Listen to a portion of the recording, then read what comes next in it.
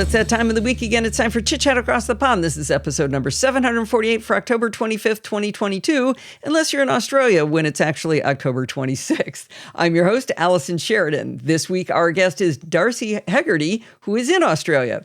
Darcy is a fellow screencaster working for Don McAllister's Screencast Online. Now, as a screencaster myself, I'm critical of everybody, but I'm very critical of other screencasters.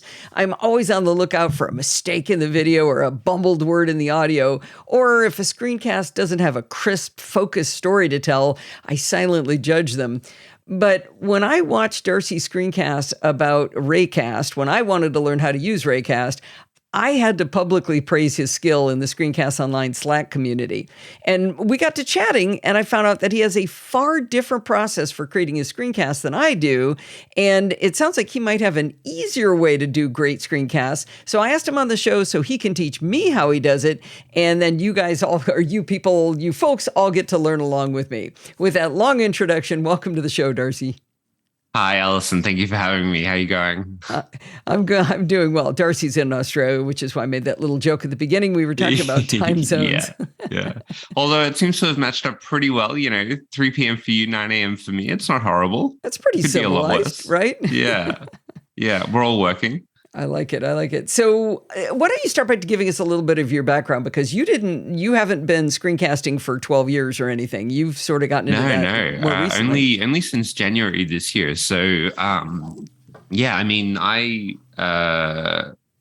was poached by Don while working for Apple. So Apple have little benefit processes where companies like Screencast can sort of sign up and give you limited access to products and things of that nature, which I had signed up for. So I'd been working for Apple for probably about 8 years as an Apple genius and as a lead genius. So I started in Melbourne in about 2013. But after about sort of 4 or 5 years, I actually moved over to Canada to live in Vancouver for 2 years. Oh. Spent a bit of time in North America, sort of traveling around there. And then when my visa finished there, I ended up moving over to the UK, over to London for another 2 years, working with Apple. So it's been a bit of a long journey. Yeah. World traveler with that. So did you meet Don when you were in the UK?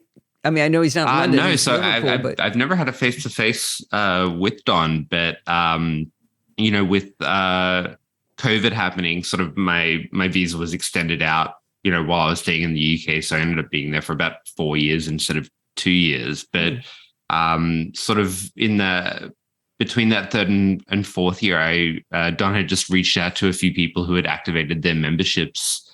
So let me make sure I understand that you were working for Apple, and Apple has a benefit where you can, through them, sign up for a membership like with Screencast Online? It's like companies like Screencast sort of put their product forward in sort of like a pool. So it's not really like Apple driven.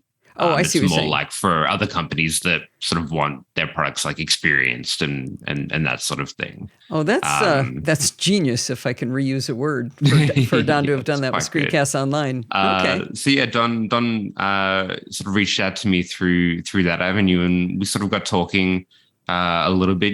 Definitely moving into like video editing and freelancing was something that I was interested in doing. So he sort of put me in contact with JF from that point, and sort of away it went. For the audience, JF Brissett is, I don't know what his official title is. He's the editor I go through. He's my main focal point. Maybe lead editor. Great guy. Yeah, all-around swell person. Yeah. Yeah, exactly. One of the nicest people in the world. You couldn't ask for anything more, honestly. Right.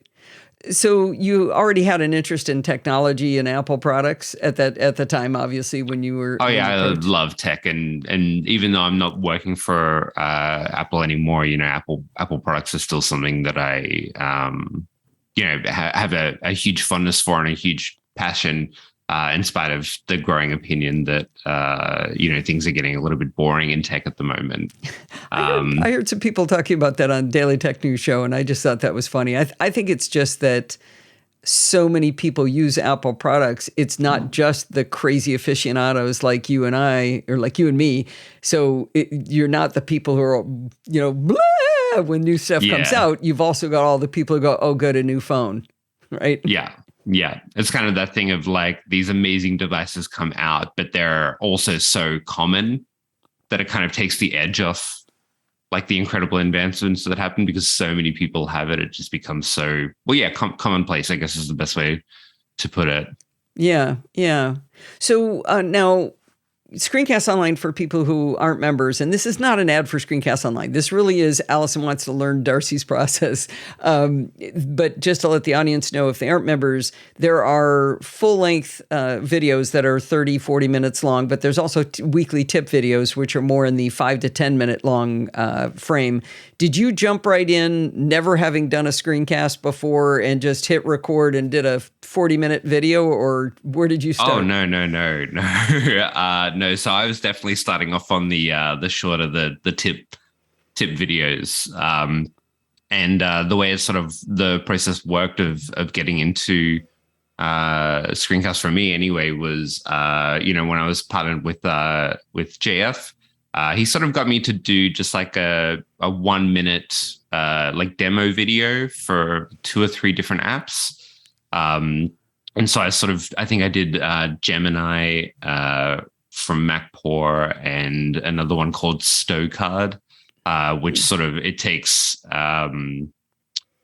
like rewards cards, for instance, with like shopping outlets, and if they don't have a digital version, it creates a digital version and a barcode that you can add to Apple Wallet. Oh, okay. And then you just scan that instead of scanning the physical card, and that's like if they don't already have like an Apple Wallet version of their rewards card.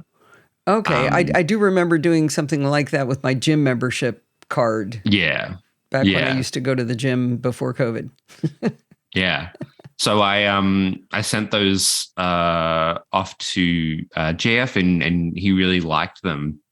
And he sort of got me to finesse the Gemini video, which actually became my first tip video. A bit more. So we sort of, with that first video, we started expanding on it a little bit more. And that process was a little bit more in partnership with JF, sort of just trying to get a better understanding your training wheels, what they're looking for. Yeah, exactly.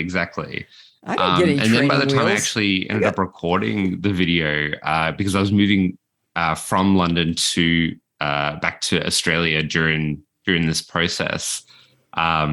But I was staying for a month in Singapore in between. And so I was kind of almost on the road trying to put this video together. So you're carrying all your recording gear? Trying to get everything organized. Sorry? Yeah. So you're creating we're dragging your recording gear with you, your audio equipment? Oh, yeah. I mean, fortunately, all I really needed was the microphone and my iPad, my iPhone, and from memory, I think I might have like temporarily purchased a Mac. Wait, you weren't doing the screencast using your Mac? You were using your iPad? Oh, no. The iPad was just for the demonstration. So I was doing the screen capture using a Mac, but I needed to. Yeah, I was sort of between Macs at that time as well. So I had to do a cheeky buy and return from the Apple Store in Singapore to get it organized. One of the hardest parts of doing anything in media is getting your audio to be acceptable and to the highest level that you can. And to the audience, I'm looking at Darcy right now, and he is in a hardwood floor room with hard walls behind him, with no window, no treatments whatsoever to that. There's a bed sort of off to one side, and yet I don't hear any echo at all. That your audio sounds like you're in a sound booth. How are you doing that? Oh, wow. Well, this entire podcast is just going to be a praise session for JF, because the man knows everything. And I mean, it's been such a journey trying to get the audio, because that's not my background, like getting audio going, and certainly not initially like understanding, all the different things that go into making audio sound really good. So between JF and I, we've gone through, because I use Logic and a Blue microphone. So we've gone through like the application for Blue to get the levels right with what's coming in, to make sure that a lot of the background noise is removed. This is not normally how I record my screencast either. So I actually have a very makeshift, like a clothes source surrounded in clothes with a blanket on the ground to prevent the hardwood floor from echoing and vibrating upwards. And I slot the microphone in there so that it's entirely enclosed in this very, very makeshift environment. And that's hooked up to my iMac. I should send you, I don't think you can see it. It's behind this chair behind me. Somebody gave me a semicircular sound booth that you set on the desk, and it's all foam on the inside. But I've never been able to figure out how to use it and still be able to see my screen, because it stands like, it's maybe right under my eye level, and I'd have to pull the microphone down over the top. I think it's for, I don't know. I mean, I don't know how anybody uses it if they have to be able to see what they're doing. If they're doing it all from memory, it would work, but I don't do anything from memory. Nothing at all. It's all being read in my case. Well, no, I shouldn't say that. Screencasting I am, but I have to see the screen. Yeah, exactly. I've been thinking about investing in something like that, because at the moment it very much is pulling all the clothes out of my closet and setting everything up. And don't get me wrong, it works, but it is a bit of an involved process, just getting everything just right and just I'm going to need to see a picture of this. Is this just piles of laundry in a semicircle? Yeah, you can post that up. Okay, so that was a side lobe into audio, and we should mention the reason JF knows all of this is that he is a professional musician as well, and has worked on Cirque du Soleil in Vegas, and he really does know his stuff. He has helped me a lot. Didn't get training wheels. I was already on a 2-wheeler when we started, but he kept he kept his hand on the back of the bike and pushed me in the right direction, I think I'd say.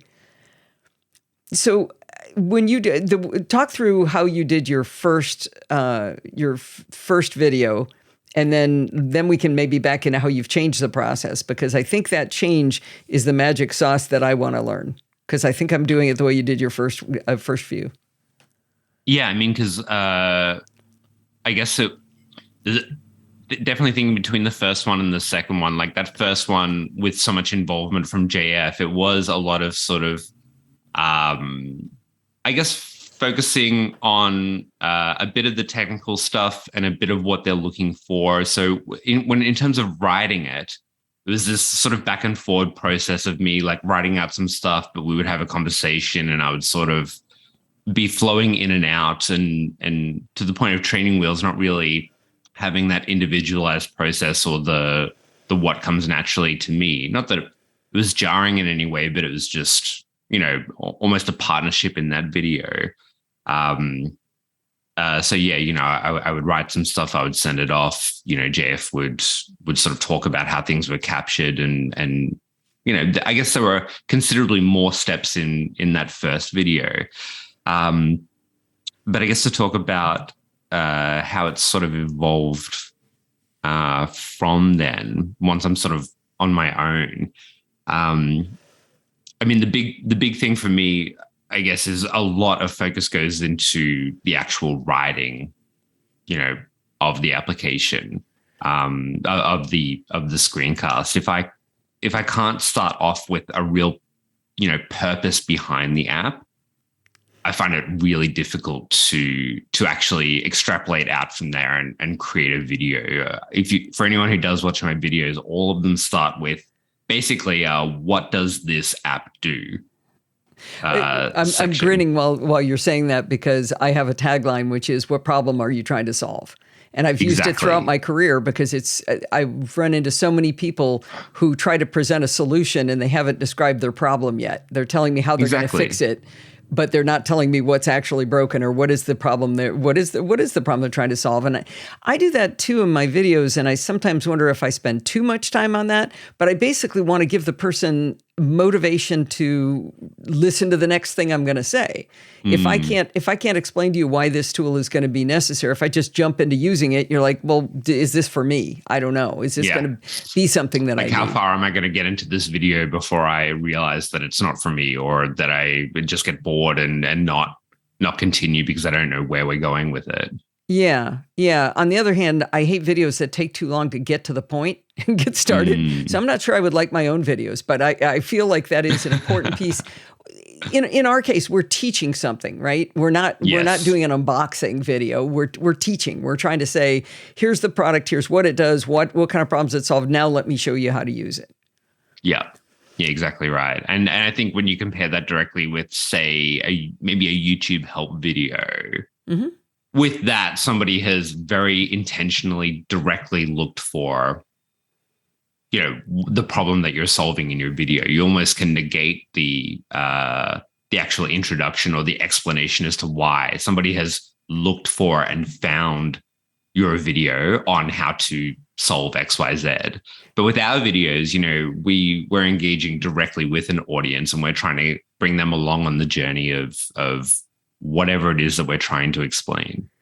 I'm so glad you described it that way, because I have felt guilty and conflicted about the fact that I do these long explanations. And yet when I'm looking for a YouTube video and I have typed in how to run Migration Assistant between two Synologies, I don't want to hear all the reasons why you'd want to do that, because I already want to do that. Yeah, me neither. Me neither. And it can be so frustrating when you're sitting there and it's just like, actually, I know. How do I fix it? Right. Skip forward 2 minutes of this incredibly long 10-minute video on how to solve it. Just get to the point. And the same thing with web pages that go through, like, why you would want to fix Spotlight Search. No, Spotlight Search is already broken. I want to see if you've got any solutions I don't already know. Let me just scroll past all that nonsense. Okay. I am no longer going to feel guilty. I'm not looking to learn about the fact that Spotlight Search can break. I get it. I get that part. I know how to get it. Okay, that's. I'm really glad we had that discussion. That was therapy for me, if nothing else. So you talk about writing. Do you spend a lot of time studying the app ahead of time, or do you just poke buttons on the screen? Yeah, I mean, half and half. One of the great things about Screencast is that I've been able to do videos and applications that I already use. So, for instance, I'm writing one on Scrivener at the moment, which is an app for novelists or for screenwriters to create their work and to add research and a lot of that sort of stuff. And because that's the app that I write on for my screencasting already. Oh, do you?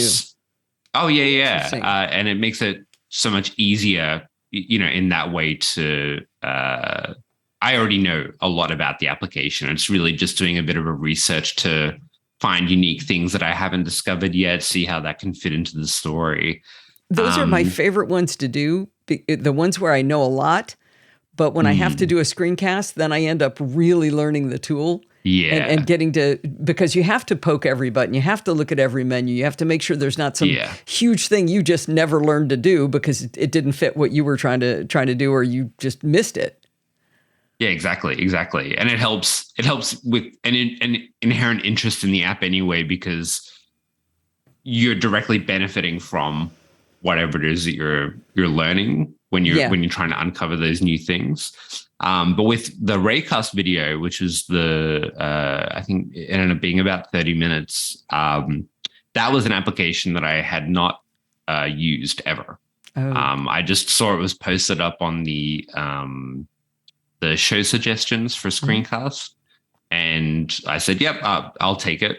And Jeff said, make it a long video. Okay. And then that just opened up the Pandora's box of, okay, I'm going deep now into this app. Like, there are so many different functions. There are so many different ways that Raycast can be used and different ways that people can benefit from it.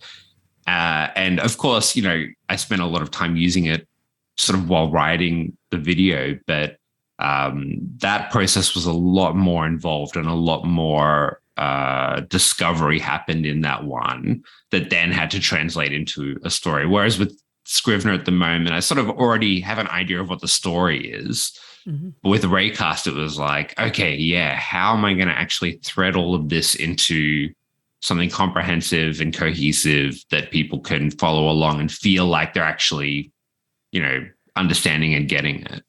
I so many thoughts on that. The first one is the reason I found your video. I don't actually watch all of the Screencast Online videos, but the reason I found yours was because I was thinking of doing one on Raycast because I was just starting to learn it. And the first thing I do is make sure nobody else already did it before I waste my time. And I found yours and I watched it and I learned so much about how it worked. But the problem with a tool like Raycast is you could make 12 30-minute videos out of that. I mean, it is so deep and it's actually sometimes harder to do those kinds of apps because you have to figure out, okay, where do I scope the story?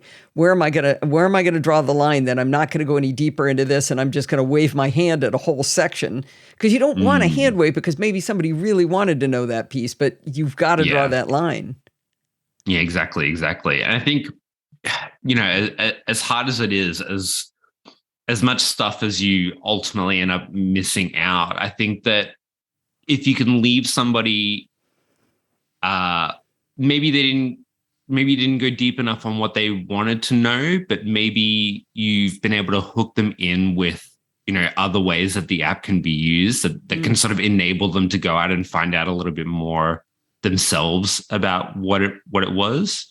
So, for instance, if you're just skipping over a lot of different things, somebody might disengage with the app and they might sort of say, well, this isn't really for me.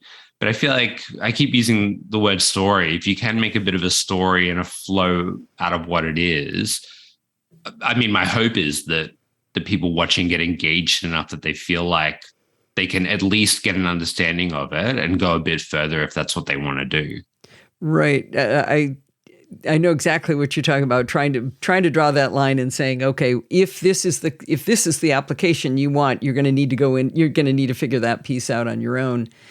I like that you talk about telling a story too, because I think that's part of what makes your screencast so good and something I try really hard to do, which is to have a plot. Why do I care? What am I going to do with it? What are the top level features? What are some use cases for it? And then here's the frills around the edge. Like, by the way, the preferences are pretty cool, and you want to go in and take a look at those. I've seen screencasts where somebody starts in the preferences. And there are apps where you have to do that. I did Bartender, and if you don't go to the preferences, there's nothing to do at all. You have to start in preferences. Yeah. But in general, that's kind of the last place you want to, I like to go, is to say, okay, now to tailor things to what you need. But you do need that plot. You need a tight story, I think. Yeah, absolutely. And if not for people watching, for your own sake, as the person creating it as well. I mean, people are very different, I suppose, but the way I enjoy to make the screencast, which I think shows on screen, is through developing that story and developing that motivation and creating that journey from one feature to another really helps people understand how everything is connected to itself, rather than, well, as you said, with the preferences plane, like you could just go and shoot off all of that information, that raw data. You could very easily capture that and put that on a video. But that's different to understanding something. You could read a maths book, but if someone sort of sat you down and sort of explained out why these equations work, what are they for? How can they be applied? Things get lodged in the memory a lot better that way. I also learned through different programs that I did through Apple, a bit of the psychology around how adults learn compared to children. So like with children absorb information very easily. There doesn't always have to be a why or a bigger motivation, but when people become adults, they generally tend to thrive better when they know why they are doing what they are doing. Maybe that's because kids don't have any context yet to tell why they would care, so you can't You can't really put it in a frame they can. I mean, maybe you can say, okay, this is like Minecraft, and then they're going to pay attention. But, So, okay, yeah, nice. but beyond that, there's nothing to work with there. So you talk a lot about writing, and you're saying you use Scrivener. Are you literally writing out word for word what you're going to say? I actually am for these videos quite a lot of the time, which I know is a bit different because I do, like you, I don't watch every video on Screencast, but I do notice just from viewing them, there's a bit of a different, more free-flowing style, I think, from a lot of the other presenters where it's almost, I mean, correct me if I'm wrong, but it seems like a lot of them are sort of going live, starting the recording, and then just going through the bullet points. And this is not a negative criticism either. Like, I think I actually wish that I could just get on and just free flow it and just trust in it and just go through, the different points and things like that, because I think that those kinds of videos, I do enjoy the tone of those ones. But for me, I take a very intentional, very almost prescribed approach to writing everything out, how I'm going to say it, and yeah, there's just seems to be a lot of control around how my videos are produced. So you may not know this, but my podcast, the NosillaCast that I create, is 100% scripted. Oh, okay. So what I get out of that is, like, if I'm studying a tool, I want to do a review of something, I can't possibly remember everything I want to say about the tool. So I take notes, but those notes I started writing them out, and then I thought, okay, well, I shouldn't do that. I shouldn't read it. I should do it as bullet points. And then I realized what I was doing was I was taking fully written sentences and spending energy turning them into bullet points. And I thought, wait a minute, I could publish these as blog posts, and then people who don't want to listen could read and get the content. They can have pictures and they have links and everything. And so I do it all scripted. And over 17 and a half years of doing it, I believe that my reading is fairly representative of the way I talk. Except when I talk, I and and when I read, I don't. So it's a tighter product. But I have never figured out how to do that with a screencast. And this is the piece I want to learn from Darcy, because if I'm doing an intro, for example, it is 100% written. If you hear me do my introduction talk, and then I do little animations of some stuff on screen and some words come up, that kind of thing. But as soon as I've got to be demoing, I don't know how to read and demo at the same time. So now let's get to how you do this part. Allison, I can't help you there because I don't do that either. My workflow is it is a weird one. So what I'll do is I'll write everything out. I'll have my full script good to go, and then I'll just do a very low grade, like, microphone of my iPad audio recording of me reading out the whole thing. Okay. No, you're not even looking at the Mac doing the demo. No. I'm literally just using Voice Recorder. Okay. Like the Voice Memo, the app, and just reading it out. And that, well, what helps with doing that is actually reading out what I've written. Oh, that sounds wrong. That sentence doesn't flow. It gives me a bit of a proofread to sort of correct it out and see actually how it sounds, this thing that I've written out that is meant to be spoken. But once that recording is done, I throw the whole thing into ScreenFlow, the app that we use for video editing for our screencasts. And then I'll break that into the chunks. I'll say, like, these are the different sections of the video. If with Scrivener, I'm doing it on the iPad at the moment, so I'll plug in the iPad and I will literally go through those different sections and do the screen capture with the pointer, where I'm able to just listen along to my script and flow through the different points. Okay, so I'm going to stop you right there. I'm with you right up to that point.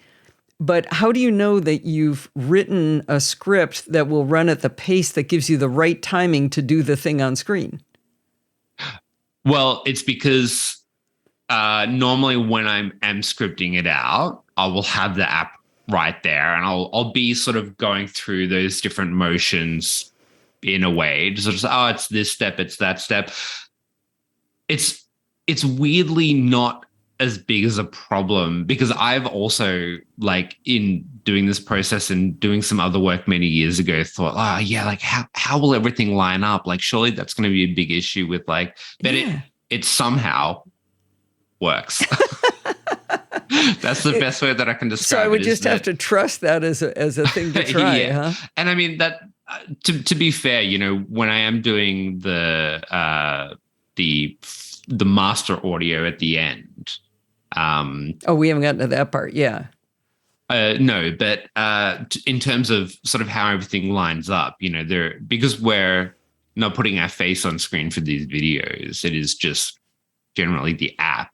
There is a bit of leeway. You create a screen frame, like a freeze frame, to extend some time out, or you cut some bits together. So there is a bit more leeway with that. Yeah. Well, so you've done your terrible recording on your iPad, and then you've laid it in as an audio track into ScreenFlow, and then you put chapters in, or the markers in for the different sections, I assume? No, I'll literally just break up the audio. Oh, okay. So you can slide a piece out of the way and make some room. Yeah, exactly. Okay. Because if I just did the full 10 minutes or however long it is straight of just going like point to point to point, like I am still wanting to be intentional, especially with the iPad mouse, like making sure that things are not looking jarring, that, everything is sort of flowing together. So that's why I sort of break it up into different chunks, so that I can just focus on one piece, one point at a time, and make sure that capture is coming in clean and looking as good as it can. Okay, so let's say you were going to open up system preferences to security and privacy, and the privacy, or no, we're going to go to, we were joking around about Spotlight. We're going to open up Spotlight and the privacy section and demonstrate how to drag the disk in to get Spotlight to reindex. That's what you're going to demonstrate. So your voiceover, the bad voiceover that you did to start with, the scratch one, is laid in as a track. You've just got that little piece. Now you bring up the app, you start recording. You're recording. You can't be reading and demonstrating and listening to the. No, you're recording the screen while I don't need to read. That's the best part. Because the audio is telling me what to do. I've already recorded me saying what I will do. Okay, so it's a recording of what you're saying you're going to do in audio. Then you do the video listening to that audio. Then you mute that audio track and lay in the good audio track. That's right. Record. Now you're watching. So you're recording with nothing to see, audio. Then you're recording video while listening to the audio. Then you're muting audio while recording audio and watching the video that you pre-recorded. Yes. And the reason why it is done this way for me, my logic behind it, why not perhaps record the full quality audio first? It's because I just try to move a bit quickly in that process. I don't need the full setup. I'm really just, it's almost like I would rather lock in exactly what will be said at the very end. Mm-hmm. Because, when I am, going through the app and actually doing the recording, sometimes maybe something will pop up, or maybe I should change a couple of words here. Or maybe I've found something a little bit different that needs to be changed. So then, once that's captured in at the end, I can just sit down and I've got all my notes for, any changes that need to be made. I can update the script and then just do a proper, I'm focusing on my voice. I'm making sure that the way I'm talking, is sounding good, like I'm hydrated enough that it's not sounding very dry and, all that kind of stuff. What I like about this is what you've basically done, even though you're doing three separate things, you're doing scratch audio, then video, then real audio, and you're doing them sequentially.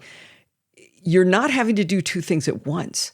And I suspect that a lot of the time that I spend doing something over and over and over again, like where I keep messing it up, is because I'm trying to think of what I'm going to say. I'm saying what I'm going to say, and I'm demonstrating what I need to demonstrate at the exact instant that I'm trying to say the thing I'm trying to remember. Yeah. And it sounds like a lot of extra work, but with the way you do it, but they're compartmentalized. Yeah, exactly right. Exactly right. Just being Wow. able to, I think when I was doing my Gemini video, the very first video that I was doing, I was trying to vocalize at the same time that I was moving through the app and doing things. And I was just like, hang on, no, like this is not smooth. Hmm. It's just not smooth, and it's taking so much more time Oh, than it if I takes me just so broke it long. down. It takes me Yeah. so long. Um, It takes me like probably 20 hours to record and edit and fix a 30 to 40-minute video. yeah. It's too much time.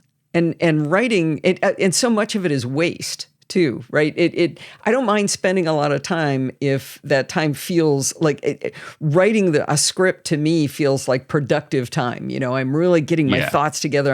I'm conveying information. That's value added time.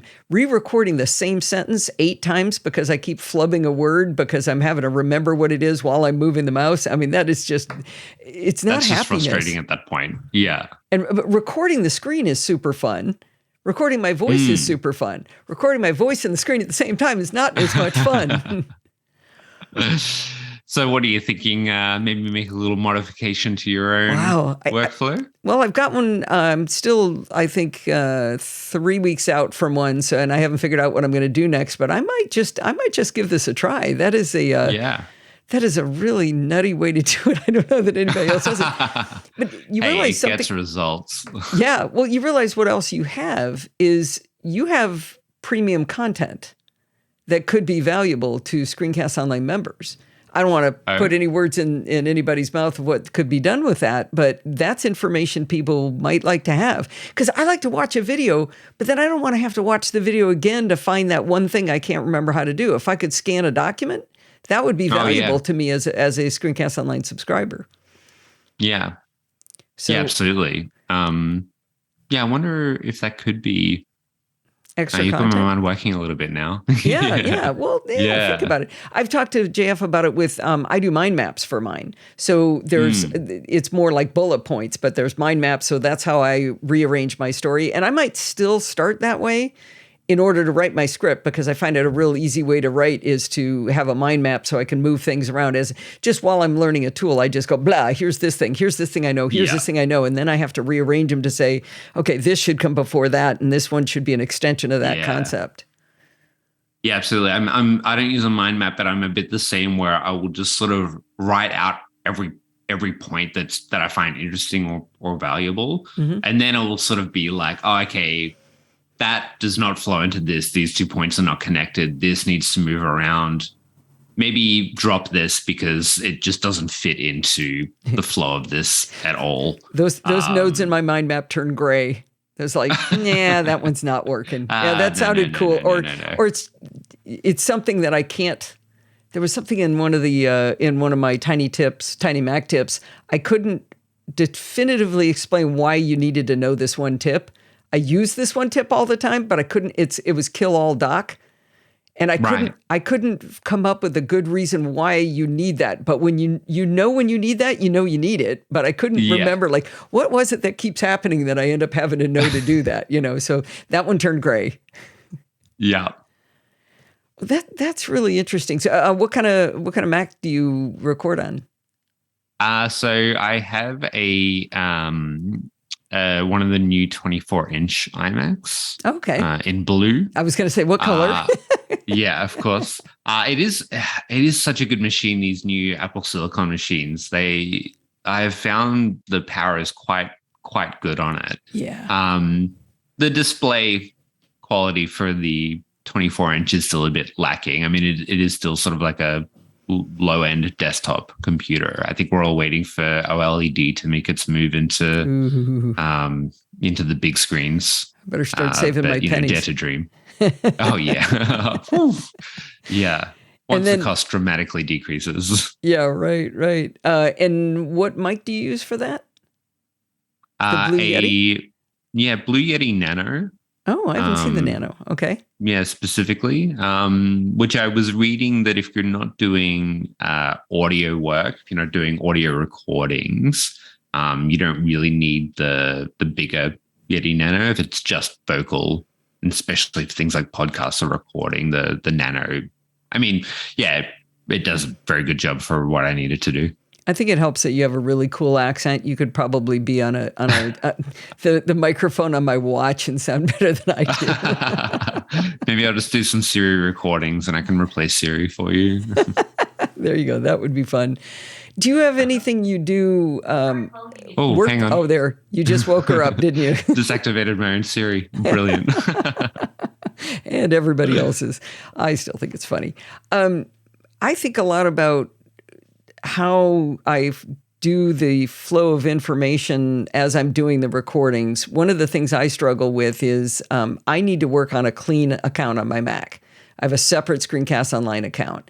And that way I have the desktop background, looks the way Don likes it. I've got my icons in the menu bar all minimized down to the absolute minimum. It's kind of a funny thing, but to the people listening here, if you're watching a screencast, you will look at the person's icons in the menu bar and go, what's that? And you're going to completely miss the point of the plot because you can't figure out what that one is. I think Don did a screencast once where he explained what they all were so people would stop asking him. But now we just try to keep it down to, the bare minimum showing.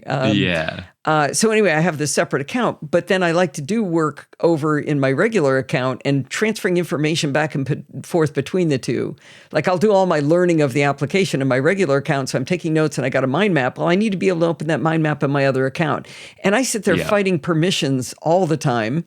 Oh, Allison, we're so the same. Really? In so many ways. And every time I do it, because I'm writing on one side, I'm researching, bookmarking, whatever. I even think I do my audio recordings in my main account because I haven't, every time I'm like, I'll copy the template over next time. I never do. Never, ever do. I'm the same where I've got that whole separate account that looks right. It looks good. And I actually edit the video over there as well because that's where I'm like actually doing the screen capture too. But yeah, like shared user folders, granting access to each other's desktops so that I can just drop it through. And it's almost like it would be nice if you could have within a single user account, if you could have like set two different appearances. Yeah. Which until this very moment, I never knew that I needed. One of the things I did that helped a little bit was I created a separate volume on my drive called Screencast Online, and that's where I put everything that has to do with the screencast that I'm working on. And I had it all set up and I had all the permissions were working perfectly. Everything was great. And then the battery started to fail in my brand new M1 MacBook Pro. And it was under warranty and everything. It was great. And they sent it back. And of course they erased it because they couldn't possibly replace a battery without erasing the SSD. No, of course not. No, and I expected that. But the one thing I had forgotten to back up was that separate volume. And so I had to recreate it. It wasn't a big deal because I keep a lot of stuff in Dropbox, which is the easiest way to move stuff back and forth between accounts. But I had a couple of things I do need certain things to be on that volume, and I had all the permissions finally beaten into submission right before I had to do this nuke and pave, and I went back and I was like, I got to figure this out again. And I think I've got it working. You can create a group user. A user group and put both accounts into that group, and then you can tell it I want the permissions to be for this entire thing, and recursively all the way down I want it to be this group, and then you add something new and it goes no, what? No, I just gave you permissions. I don't know what to do with this. I'm hoping one of the nerds, the upper level nerds, will tell me the way to solve that because I want it always give it these permissions.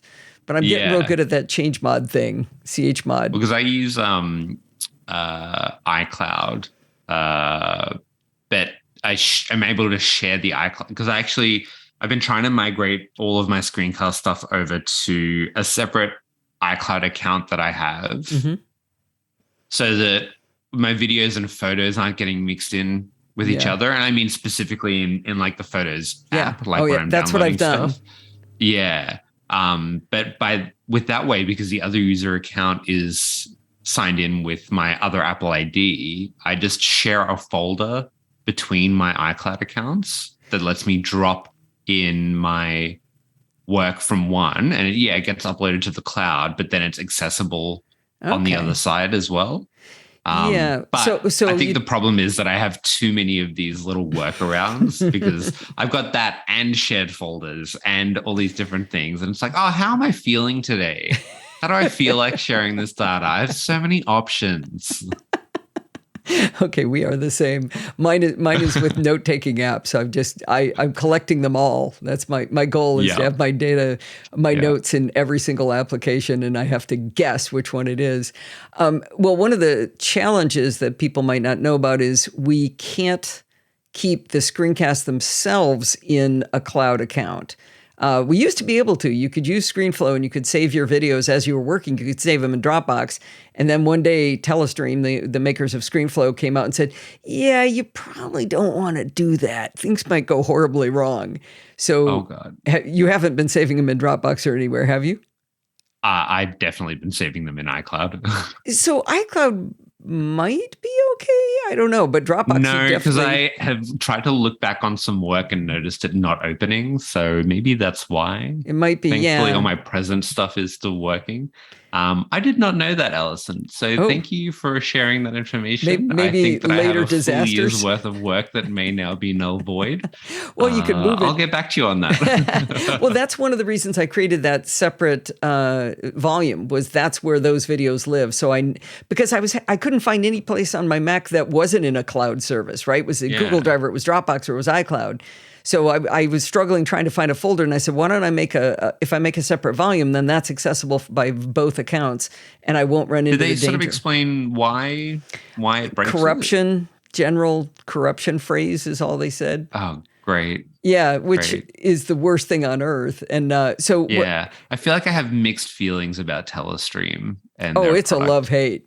It is a love-hate. Yeah. Sometimes I'm like, yes, and other times I'm just like, nope. No. Maybe we should. Which is how you know that this is not an ad for Telestream. Oh yeah, maybe we should have a party of all the Screencast Online people that do the screencast for Don, where we just go around the room talking about the thing that drives us nuts the most about ScreenFlow. Mine is when you record a clip and you name it, and then you look in the list and it's not there of the media available to you. But if you search for it, it's there. Recently. Yes. Yeah. That's exactly what I did. Literally on my last video. And I was just like, because I'd done this thing and I was just like, oh man, is it gone? What has happened? Yeah. It's not here. I'll search for it. Even when I searched for it, I was like, this isn't going to work.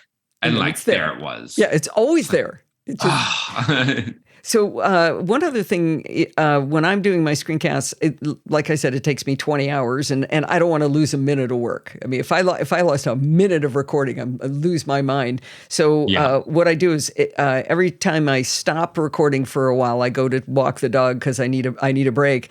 I save the file, and then I save a copy of it into Dropbox. I literally drag it into Dropbox, and I give it a date stamp and time. So I'll have maybe 10 or 12 or 15 of these by the time I'm done, all sitting in Dropbox. So I know I've got a copy of it somewhere that's being sent to the cloud if my machine blew up. I'm not going to lose any of that. And I mentioned that to, oh my gosh, oh no, I'm losing her name. The automation queen, Shortcuts. Oh, okay. I'm going to tell the story and it'll just come to me. She's written automations for me. Everybody's yelling into their iPhones right now who I'm talking about. She wrote an automation that just simply automatically is copying it. Like every 15 minutes, it's making copies. Oh. But that must mean she's got hundreds of copies of this by that time, right? So I guess it's not copy and replace. It's just copy. Yeah. Like time and time again. Yeah. Yeah. Wow. That's a lot of data. Rosemary Orchard. That's a lot of data. Okay. You got there. Finally, yeah. I had to look it up. I get these brain things where something disappears like that. But so she automated it so she would never lose anything. I do recommend doing that because there's been times where all of a sudden a chunk of video is just gone. Like it's just not there in your video anymore. There's a big gap. Yeah, I need to take better care because I'm not doing that at all.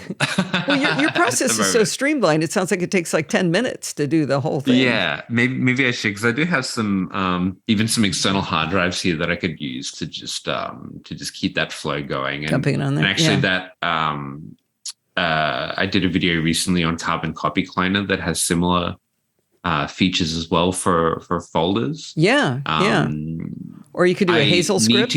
All the apps that I make videos on, I'm like, man, this is amazing. I will use this all the time. Never, don't tell the screencast viewers, but I don't use them as much as I should. One that I have used recently that has been very helpful is Tripsy, which is an app. Yeah, Tripsy. It basically. So I'm going to Europe for 2 weeks. In 2 weeks, you book a flight, you receive an email, you forward that email to your Tripsy account, and it creates the holiday for you, like the start date and the end date. And so every time you get something, you just email or share it into the app, and it builds out your itinerary on a map for you to see where you're going, what you're doing. All this sort of stuff. You can get it on it's on the App Store, and it's on Setapp as well. But it's so I love just being able to visually see what my holiday is, like where I'm going, the places that I can go, and it's all just on a map. There's also a list view so that you can go through all the dates, and you can add transport, you can add museums, whatever. Okay. Yeah. Oh, that's cool. So it sounds a little bit like TripIt, but more has a visual component to it. Yeah, I think the visuals, as a really nicely built app, the experience is quite good.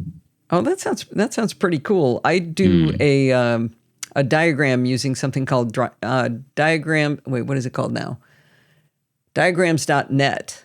It's confusing because they changed their names, but there's a local Mac app, but it's a web app, and it allows you to create diagrams and for free. And I create these incredibly elaborate diagrams of our more complex trips. I have one where we went to the UAE and then to India and then to Nepal and back to India and then back to the UAE and out. And I've got every single city we were in with how we're getting from A to B, where the flights are, and what hotels we're staying in. So I can. One of the great things about those maps is I take those to immigration. And when they say, "Where are you staying?" I just hold it up at them and they go, "This is it." Yeah. Well, and they've never been appreciative. They always just go, "Oh, let's see. Oh, okay, got it." I'm like, "No, I should making their life so easy." I know. Yeah. I should have gotten some applause or something for it. Yeah. But it really helped me when I went to we went to Peru, to Machu Picchu, and we did the Galapagos and Ecuador and down into Machu Picchu. And when I was building out my map, it's like a month or two before we're going to leave. And I look, and there's no way that we're getting from this one point to this other point within the same country. Oh, my. And it was with a travel agency. And I called them up and I said, "How am I getting from here to here?" And they said, "Oh, you have to book that flight." Oh, no. Sweetie, when were you going to tell me that? I mean, I'm okay with that being my responsibility, but no. But you have to let me know. Without this, I literally think it could have been possible to be standing there going, I should have a flight or something here. In Cusco or something. That's the last thing that you want. Yeah. That sounds cool. Well, I do like you confessing that you don't always end up using things. I'm doing a segment on my show I'm calling "I'm Still Using It." And I'm asking people to write in, because I review so many things and I know people tell me about things. And it's fun to hear about the new shiny, but maybe it's better for us to learn about, no, this is so good, I'm still using it. That's the stuff to know about. Stood the test of time. And I think especially with the videos that we do, there are so many different use cases for all the applications that come through. Like Tripsy, for instance, I'm still using it, but I'm not going on holiday every month. Right. By the same token, Raycast, I was able to replace. Raycast is one that I use quite a lot, especially the window management with Raycast. Is something that I use quite a lot. And I have replaced Spotlight. I don't use Spotlight on the Mac anymore, which has sort of helped with that transition. I have a confession in my audience. There's Gemini Photo, the first app that I did. You can check for duplicated photos in the Apple Photos app now, so that's sort of a bit harder to use. Yeah. Yeah. It's funny you bring up Raycast, because I started using Raycast because Spotlight was broken on my Mac and I could not fix it. And hours and hours and hours with Apple and going off to, they sent it off to engineering and, months of trying to get this thing fixed. And all of their answers were like shotgun approaches, just saying, hey, delete these 14 apps. Maybe one of them is doing it. We found it in a log file. Yeah. But when they wiped my hard drive, the problem went away. So I actually don't use Raycast as much as I thought I would because Spotlight's working now. Right. I use it for creating reminders. It's much easier to create reminders by opening up Raycast. And also, the floating notes is something that I use a bit more as well. So I just have a little hotkey to pop it open and just permanent, like small section on my screen for notes that I can just jot things down. And even when I'm doing a screencast, if I'm like exploring an app on the Mac, I'll just jot through little notes, little points on this floating note. I should check that out. I should probably rewatch your screencast.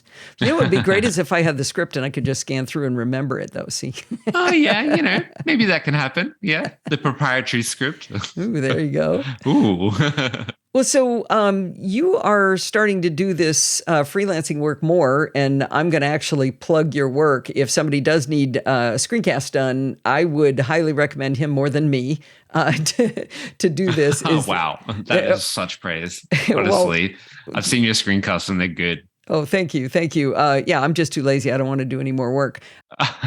I would highly recommend people contact Darcy if you are interested in having screencast done for a product that you represent in a company or something like that, or for whatever reason. Okay, so if people did want to contact you to maybe have you do a video for them or just to tell you how incredibly awesome you are, how would they get a hold of you? There's probably a couple of different ways. So my work email you can use is darcyh@oceanfire.studio. That's a little company I use for my work. Or you could also probably find me on Twitter at sensible_OF. Okay, that's as in the letter O. That's good. Okay, well, great. I really enjoyed this. This was even more fun than I actually expected it to be. And I expected it to be fun, but this was like a therapy session for me. I don't know if anybody else is going to like it, but yeah, I think you and I had a lot of fun, right? Yeah, absolutely. I loved it. All right. Thanks for coming on the show. No worries. Thanks. I hope you enjoyed this episode of Chit Chat Across the Pond. Did you notice there weren't any ads in the show? That's because this show is not ad-supported. It's supported by you. If you learned something, or maybe you were just entertained, consider contributing to the Podfeet podcast. You can do that by going over to podfeet.com and look for the big red button that says Support the Show. When you click that button, you're going to find different ways to contribute. If you like to do a one-time donation, you can click the PayPal button. If you want to make a recurring contribution, click the weekly Patreon button. Or another way to contribute is to record a listener contribution. It's a great way to help the NosillaCastaways learn from you. If you want to contact me for any reason, you can email me at allison@podfeet.com, and you can follow me on Twitter at Podfeet. Maybe you want to talk to other NosillaCastaways. You can do that in our Slack group at podfeet.com/Slack. Thanks for listening, and stay subscribed.